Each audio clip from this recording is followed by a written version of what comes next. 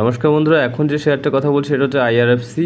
হ্যাঁ, আইআরএফসি শেয়ারটার কথা বলছি আমি, যেটা হচ্ছে ইন্ডিয়ান রেলওয়ে ফাইন্যান্স কর্পোরেশন। তা এটা আপাতত 206 টাকাতে রয়েছে। আজকের ডেট হচ্ছে 12ই জুলাই। তো এই সিচুয়েশানে এটা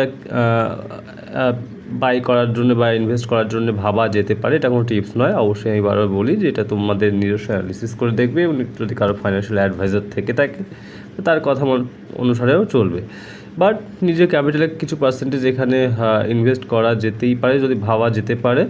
হ্যাঁ, তো কেননা 200 বা 150 এই রেঞ্জের যে শেয়ারগুলো অথচ ফান্ডামেন্টাল স্ট্রং, আর যেগুলো বারবার নিউজে থাকে আমরা দেখতে পাই, খুব পপুলার যে সমস্ত শেয়ারগুলো, এগুলো কিন্তু পরবর্তীকালে দেখবে যে 400-500তে চলে গেছে, তখন আর চাইলেও 200 টাকাতে কিনতে পারবে না।